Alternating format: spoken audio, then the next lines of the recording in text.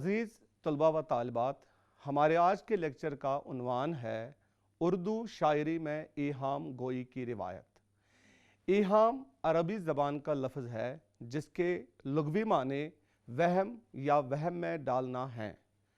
شاعری کی اصطلاح میں علم عروض کی وہ صنعت جس میں شاعر شعر میں ایسا لفظ لائے جس کے دو معنی ہوں، صنعت ایہام کہلاتی ہے۔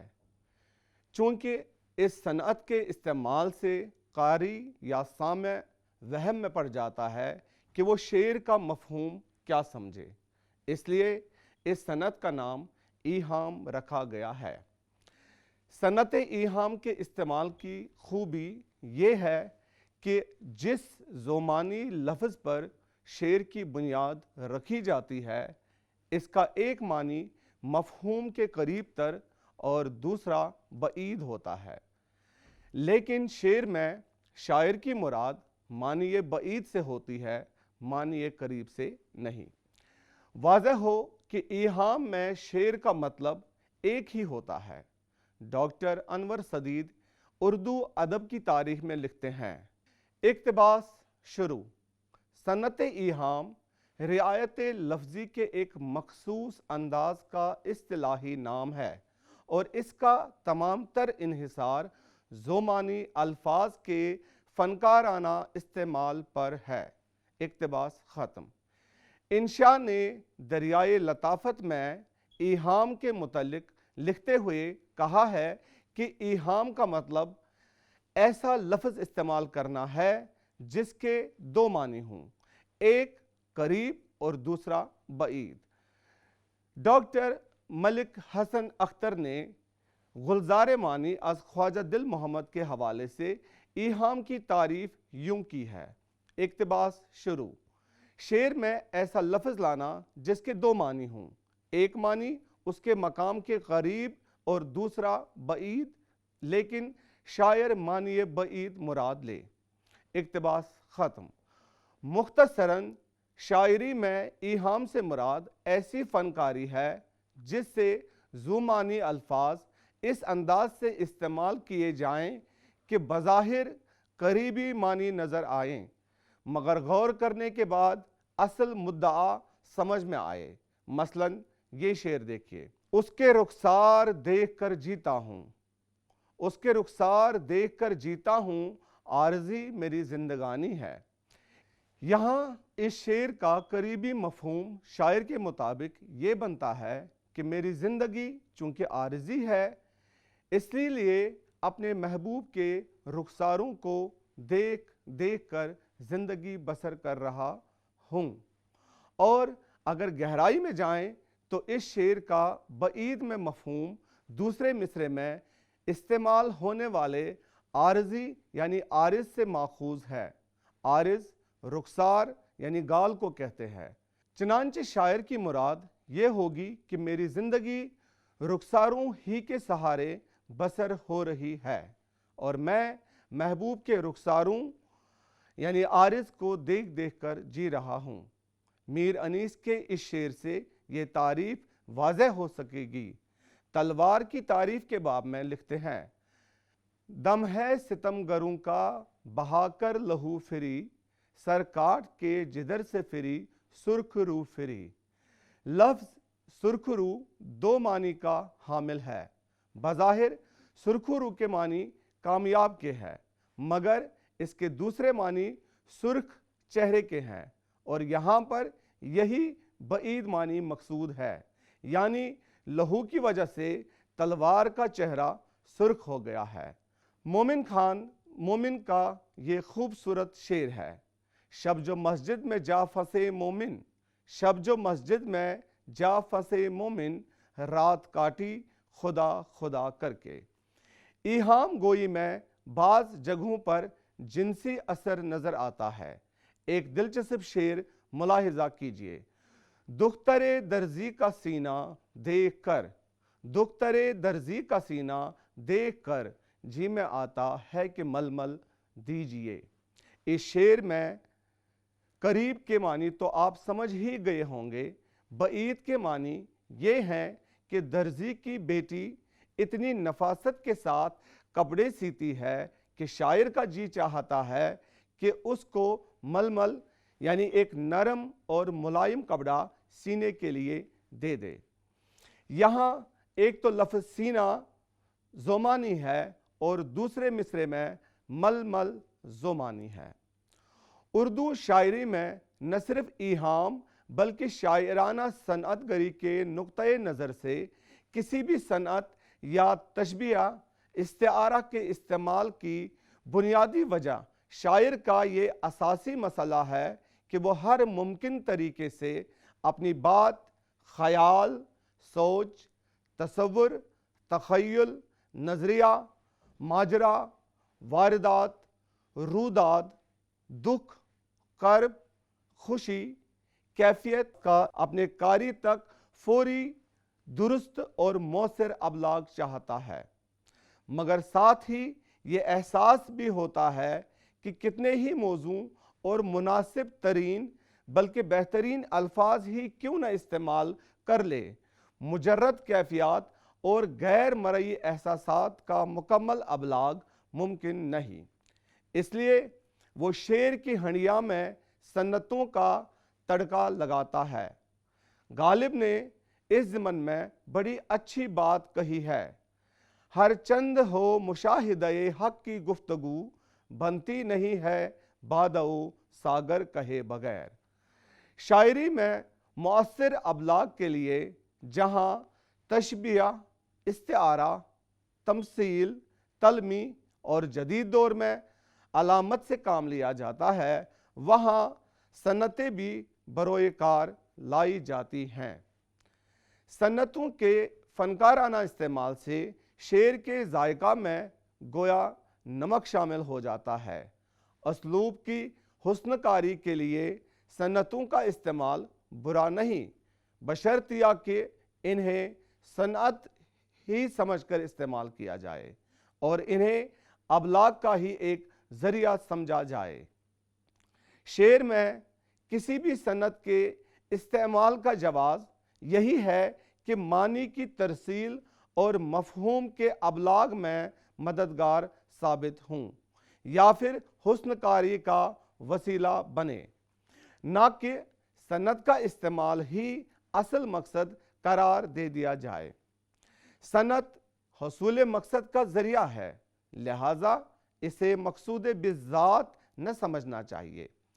اگر صنعت ابلاغ کے تابع نہ ہوں، شاعر کا مقصد ہی صنعت کا استعمال ہو اور شعر محض صنعت برائے صنعت کی مثال بن جائے، تو صنعتوں کا ایسا غیر تخلیقی استعمال شعر کو غیر فنکارانہ اور غیر تخلیقی بنا دیتا ہے۔ یوں شعر میں تخلیقی اور شاعرانہ حسن ختم ہو جاتا ہے اور الفاظ کی بھول بھلیوں میں معنی گم ہو جاتا ہے۔ اس طرح تو لفظی چیستاں کاری کے لیے سزا میں تبدیل ہو جاتی ہے اور یہی کثرت ایہام کے نتیجے میں ہوا۔ زومانی یعنی ایہام گوئی کی یہ صنعت عربی، فارسی، سنسکرت، ہندی اور اردو سبھی زبانوں میں پائی جاتی ہے۔ انگریزی میں بھی یہ رویہ ملتا ہے اور اس مقصد کے لیے پن اور یونانی اصطلاح پیرونومیشیا مستعمل ہے۔ یہ تو واضح ہے کہ ہندی میں یہ صنعت سنسکرت سے آئی اور سنسکرت میں اس صنعت کو شلیش کہا جاتا ہے اور یہی نام ہندی میں بھی ہے۔ ہندی شاعروں نے اسے کثرت سے استعمال کیا ہے۔ اردو زبان میں ایہام کے فروغ میں ہندی دوہوں کا گہرا عمل دخل ہے۔ اردو میں ہندی اور سنسکرت کے وسیلے سے ایہام کو فروغ ملا۔ فارسی ادب میں بھی ایہام گوئی کا وجود پایا جاتا ہے، مگر فارسی تخلیق کار اس میں کم دلچسپی لیتے تھے۔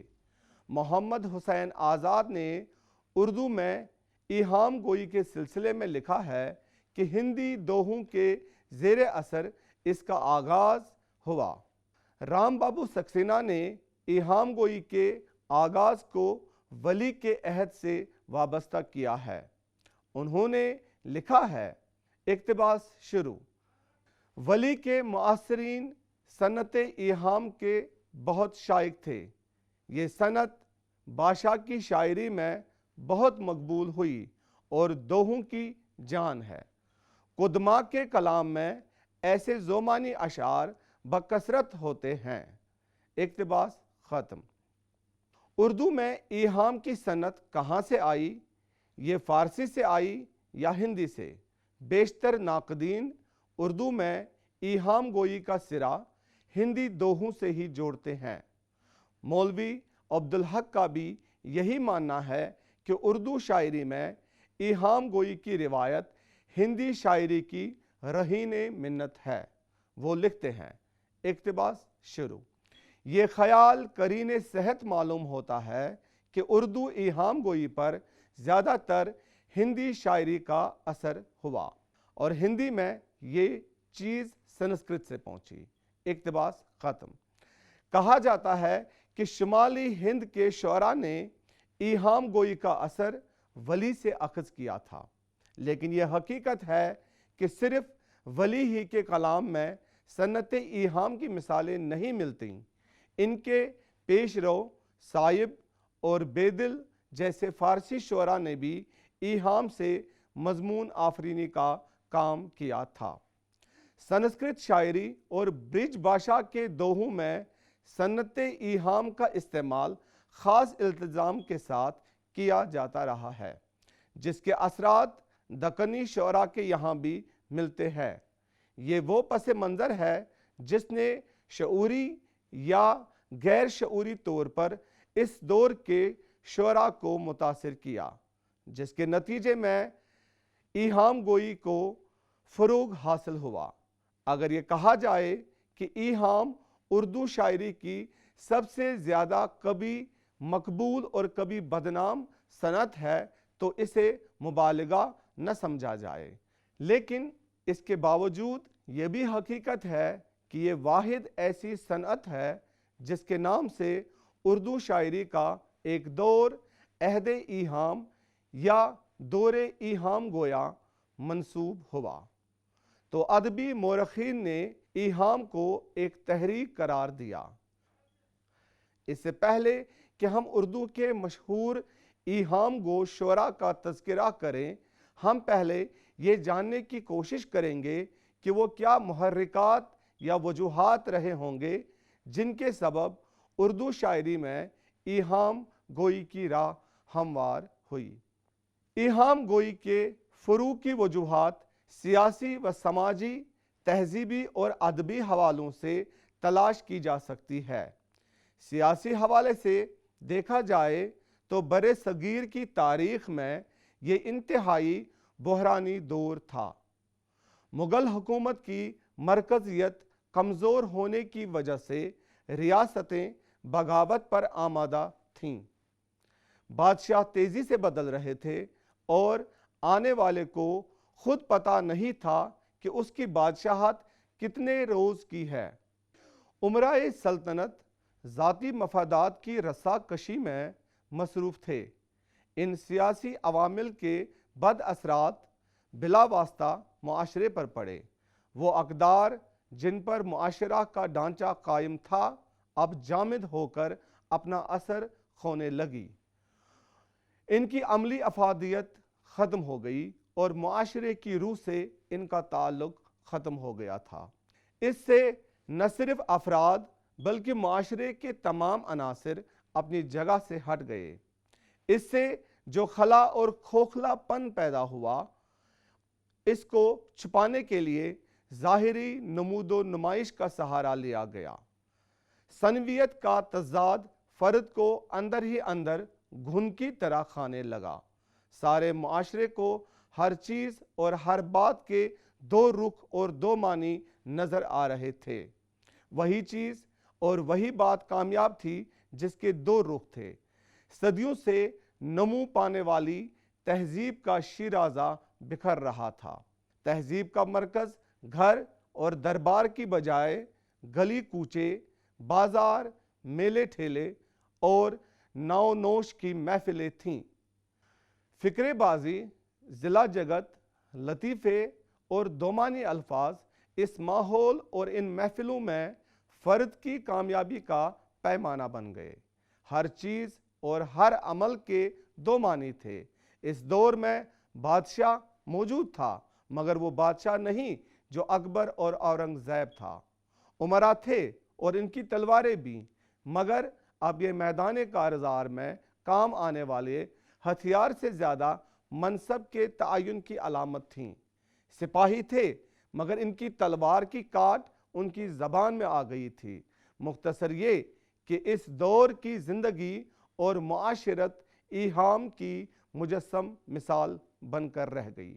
چنانچہ اس ماحول میں ایہام گوئی اور اس معاشرے کی معاشرتی اور تہذیبی صورت بن کر ابھری۔ اردو شاعری میں ایہام گوئی کی شروعات امیر خسرو سے ہوتی ہے۔ وہ سب سے پہلے شاعر ہے جنہوں نے ایہام کو بطور صنعت اپنی فارسی شاعری میں استعمال کیا۔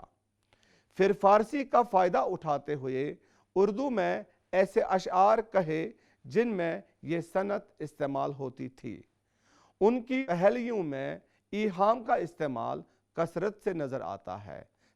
تاہم جب ولی عہد محمد شاہی میں دہلی میں وارد ہوا، اس وقت دہلی میں فارسی کا چلن عام تھا۔ مرزا عبدالقادر بیدل، سراج الدین علی خان آرزو، مرزا مظہر جان جانا اور شیخ سعد اللہ گلشن جیسے معروف شعراء داد سخن دے رہے تھے، جبکہ ان کے ساتھ ہی شیخ ظہور الدین حاتم، نجم الدین شاہ مبارک، شرف الدین مضمون، شاکر ناجی اور غلام مصطفیٰ یک رنگ بھی شعری منظر نامے کا حصہ تھے۔ در حقیقت یہی وہ شعراء ہیں جنہوں نے ولی کے زیر اثر اردو غزل گوئی کا آغاز کیا اور ایہام کی اساس استوار کی۔ دیوان ولی کی تقلید سے اردو جس عروج کی طرف بڑھی، اس پر فارسی گو طبقے نے اپنے منفی رد عمل کا اظہار کیا اور اس کے متعلق اہانت آمیز رویہ اختیار کیا۔ اس کے جواب میں پہلا قدم خان آرزو نے اٹھایا اور انہوں نے فارسی کو ترک کر کے ریختہ کے مشاعروں کی بنیاد رکھی۔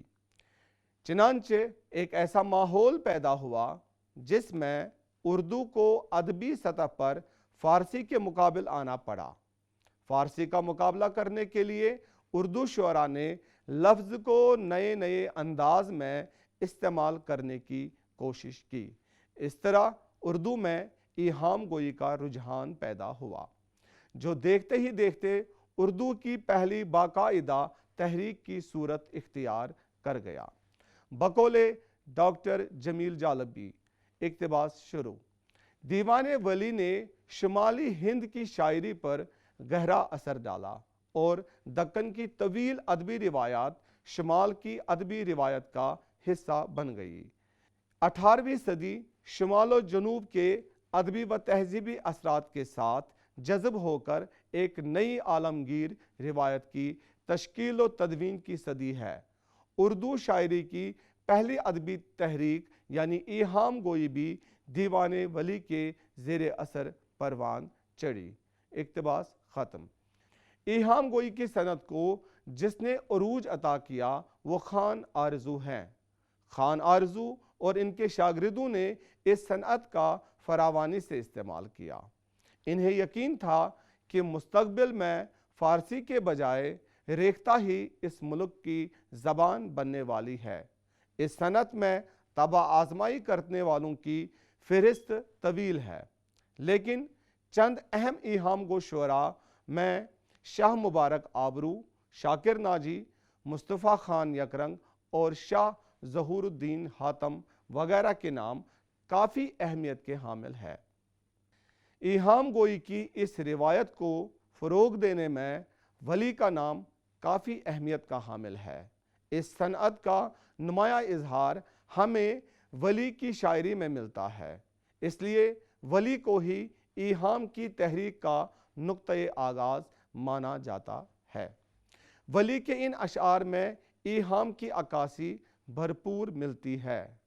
لیا ہے گھیر زلفوں نے یہ تیرے کان کا موتی، مگر یہ ہند کا لشکر لگا ہے ستارے کو۔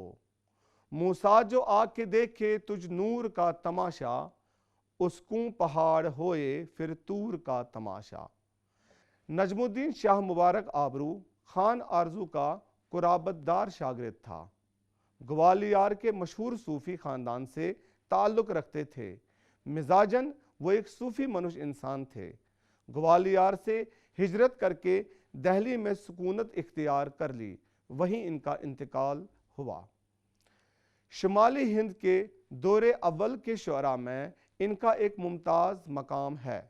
انہوں نے اپنی زندگی میں اپنا دیوان مرتب کر لیا تھا۔ اپنے دور کے عام رجحان کے مطابق آبرو کے کلام میں جا بجا ایہام کے اشعار ملتے ہیں، مگر اس کے علاوہ دوسری خوبیاں بھی موجود ہیں۔ دہلوی زبان کی سادگی اور ہندی آمیز لب و لہجہ کے فطری اظہار نے ان کے اشعار کو پر اثر بنا دیا ہے۔ ڈاکٹر محمد حسن کہتے ہیں، اقتباس شروع، آبرو کے کلام کی سب سے بڑی خصوصیت ایہام گوئی قرار دی جاتی ہے۔ تمام تذکرہ نویس متفق ہیں کہ ایہام گوئی کے موجد نہ صحیح تو اردو شاعری میں اس کو رواج دینے والوں میں ان کا نام سر فہرست ہے۔ اقتباس ختم۔ آبرو کو زیادہ شہرت ایہام گوئی کی وجہ سے ملی، لیکن ایہام گوئی کے باوجود ان کی شاعری میں خلوص، سچائی اور سادگی سے جذبات کے اظہار کی مثالیں بھی ملتی ہیں۔ ان کا نمونہ کلام ملاحظہ ہو۔ قول آبرو کا تھا کہ نہ جاؤں گا اس گلی، ہو کر کے بے قرار دیکھو آج پھر گیا۔ آبرو کی ایہام گوئی کی مثال کے لیے یہ شعر ملاحظہ ہو۔ نازک پنے پر اپنے کرتے ہو تم غروری، موسیٰ کمر سے اپنی فرعون ہو رہے ہو۔ یہاں ایہام لفظ موسیٰ میں ہے، کیونکہ اس سے مراد حضرت موسیٰ نہیں ہے، بلکہ منہ اور سا دو الگ الگ لفظ ہیں۔ منہ فارسی میں بال کو کہتے ہیں۔ یہاں شاعر کہہ رہا ہے کہ تم اپنے بال سے باریک کمر پر فرعون کی طرح غرور نہ کرو۔ شرف الدین مضمون کا شمار ایہام گوئی کی تحریک کے بنیاد گزاروں میں ہوتا ہے۔ آپ آگرہ میں پیدا ہوئے اور 9 عمری میں ہی دہلی میں سکونت اختیار کر لی۔ مضمون خان آرزو کے شاگرد تھے۔ ان کے دانت وقت سے پہلے گر گئے تھے، اسی بنا پر ان کا منہ پوپلا ہو گیا تھا۔ وہ کم گو شاعر تھے، ماحول اور زمانے کی عام روش کے مطابق ایہام گوئی میں دلچسپی رکھتے تھے۔ ان کے کلام میں ایہام کے باوجود شگفتگی اور بے ساختگی پائی جاتی ہے۔ مضمون اپنی ایہام گوئی کے بارے میں خود لکھتے ہیں، ہوا ہے جگ میں مضمون شہرت تیرا، طرح ایہام کی جب سے نکالی۔ نمونہ کلام ان کا ملاحظہ فرمائیے۔ کرے بیدار بھی کامل کو سرتاج، کرے بیدار بھی کامل کو سرداج، ہوا منصور سے یہ نکتہ حل آج۔ اگر پاؤں تو مضمون کو رکھوں باندھ، کروں کیا جو نہیں لگتا میرے ہاتھ۔ شرف الدین مضمون کے اس شعر میں لفظ مضمون زومانی ہو جاتا ہے۔ اس شعر میں خود شاعر جس کا تخلص مضمون ہے، اس کو باندھنے کی بات کی جا رہی ہے، یا کہ شرف الدین سے شاعری میں کوئی مضمون باندھنا مشکل ہو رہا ہے۔ اس عہد کے ایک اور شاعر کا نام بھی ایہام گوئی کے بانیوں میں شامل ہے۔ یہ سید محمد شاکر ناجی ہیں۔ سید محمد شاکر ناجی زمانے اعتبار سے شاہ حاتم اور ولی دکنی کے ہم عصر تھے۔ ناجی نے اپنی تمام تر صلاحیتیں ایہام گوئی پر صرف کر دیں۔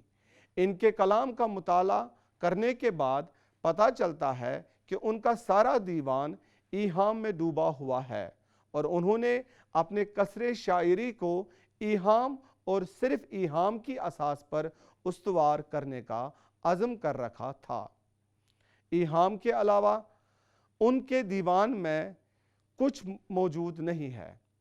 ایہام کے استعمال کی شعوری کاوشوں نے ان کے کلام کے حسن کو متاثر کیا اور سادگی، بے ساختگی اور اثر آفرینی عنقا ہو گئی۔ ملاحظہ ہو ان کے چند اشعار: ناجی دہن کو دیکھ سخن مختصر کیا، گرچہ سجن کی زلف کا قصہ طویل تھا۔ محبت میں علی کی دیکھ ناجی، ہوا ہے دل میرا اب حیدر آباد۔ یہاں لفظ حیدر آباد میں ایہام ہے کہ حضرت علی کی محبت میں شاکر ناجی کا دل حیدر آباد دکن کے شہر کی طرح بڑا ہو گیا ہے، یا کہ حیدر آباد سے مراد یہ ہے کہ اس دل میں حیدر آباد ہو گئے ہیں۔ غلام مصطفیٰ یک رنگ مضمون کے معاصر اور انہی کے طرز میں شعر کہتے ہیں۔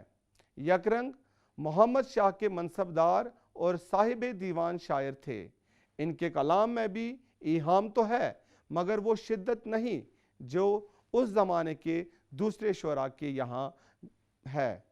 انہوں نے اپنے اسلوب پر ایہام گوئی کو مکمل طور پر حاوی ہونے نہیں دیا، بلکہ ایہام گوئی کا ہلکا سا پرتو ان کی شاعری میں موجود ہے۔ یک رنگ کے یہاں زبان کی فصاحت اور مضامین کی تازگی پائی جاتی ہے۔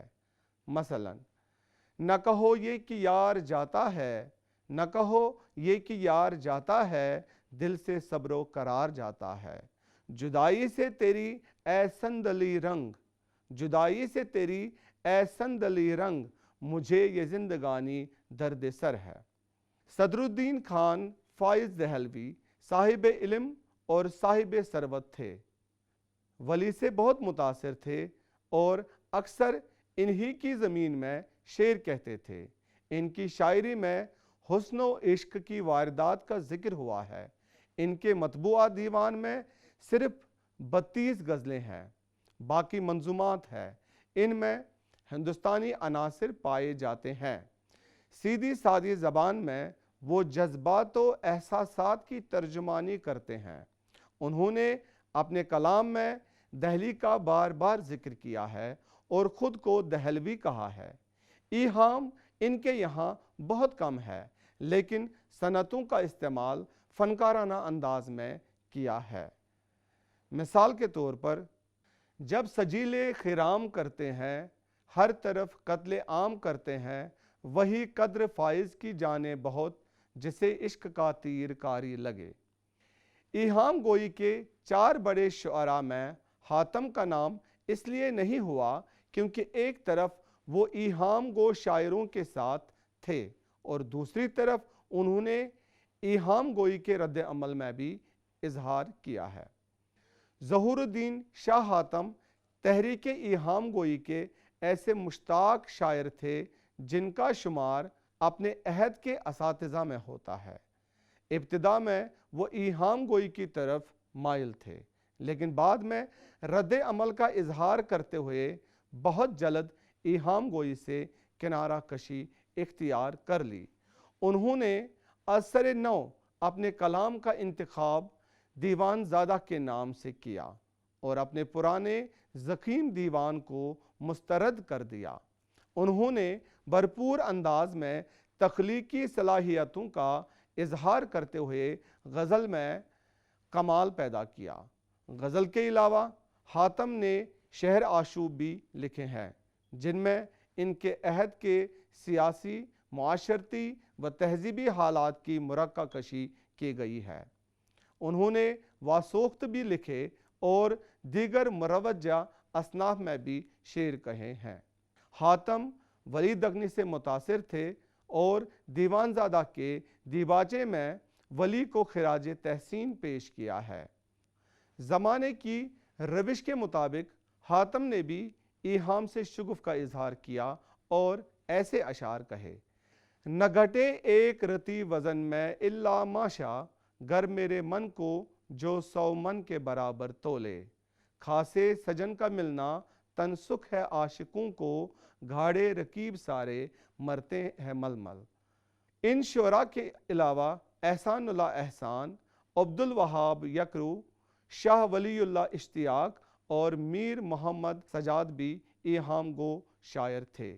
لیکن ان کے کلام میں کوئی ایسی امتیازی خصوصیت پائی نہیں جاتی کہ جس کی بنا پر انہیں منفرد ایہام گو شاعر کہہ سکیں۔ اردو شاعری میں ایہام گوئی کا یہ دور تقریباً 25 تا 30 برسوں پر محیط ہے۔ اس صنعت نے بہت سے شعراء کو متاثر کیا اور اس سے اردو کے ذخیرۂ الفاظ میں بیش بہا اضافہ ہوا، جس کا فائدہ یہ ہوا کہ اسے باقاعدہ ایک زبان بننے اور اس سے پیکر تراشی میں نمایاں مدد ملی۔ لفظوں کی سوری اور معنوی دونوں صورتوں میں کتنا تنوع ہو سکتا ہے اور اس کے مضامین کی کتنی جہتیں ہو سکتی ہیں، یہ ساری چیزیں اسی صنعت ایہام کی دین ہے۔ ایہام گو شعراء کے کلام کے مطالعے سے یہ اندازہ ہوتا ہے کہ ان کے اشعار محض سطحی یا الفاظ کا گورکھ دھندا نہیں تھے، بلکہ ان اشعار میں درس و عبرت کے پہلو کے ساتھ ساتھ کئی تاریخی، معاشرتی اور شخصی حوالے بھی ملتے ہیں۔ ایہام گوئی اپنے آخری دور میں یکسانیت، میکانیت اور ابتذال کا شکار ہو گئی۔ غزل کی ترقی میں رکاوٹ پیدا ہو گئی، کیونکہ ایہام گوئی بذات خود فن غزل نہیں بلکہ ایک صنعت ہے۔ ایہام کے التزام نے شاعری کو مصنوعی اور غیر فطری بنا دیا۔ نتیجہ یہ ہوا کہ غزل، جس کی بنیادی خصوصیات تاثیر و سادگی ہے، اس جوہر سے محروم ہونے لگی۔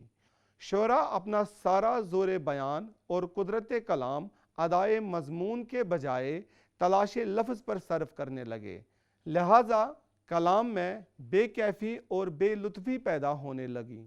کیف و لذت، سادگی، بے ساختگی اور فطری طرز کلام کی قربانی دے کر اکٹھے کیے گئے الفاظ کا ذخیرہ علماء لسانیات اور محققین لغات کے لیے تو کام کی چیز ہو سکتا ہے، لیکن شاعری کا قاری اسے دیکھ کر اور پڑھ کر سرشاری محسوس نہیں کرتا۔ تاہم یہ کیف تو سارے کے سارے کلام میں نہیں ہے۔ کہیں کہیں بہت عمدہ اشعار بھی موجود ہیں اور زبان کے حوالے سے اس تحریک کے مثبت اثرات بھی ہے۔ مجموعی طور پر ایہام گوئی کی تحریک نے اردو شاعری کے ارتقاء میں بڑا نمایاں کردار ادا کیا ہے، اور اردو زبان کی خدمت کے زاویے سے دیکھا جائے تو ان شعراء کی کاوشیں گراں قدر ہیں۔ اس تحریک کا یہ فائدہ ہوا کہ لفظ کے باطن کو ٹٹولنے اور اس کے بدن سے نئے مفاہیم کو اجاگر کرنے کا رجحان پیدا ہوا۔ مشاعروں میں اس صنعت نے خصوصی دلچسپی پیدا کی اور فارسی کے مقابلے میں اردو شاعری کا ذوق فروغ پانے لگا۔ عزیز طلباء و طالبات، مجھے امید ہے کہ آج کے لیکچر سے آپ نے اردو شاعری میں ایہام گوئی کی روایت کے بارے میں کما حقہ واقفیت حاصل کی ہوگی۔ آئندہ پھر کسی موضوع کو لے کر حاضر ہوں گے۔ جب تک کے لیے خدا حافظ و ناصر۔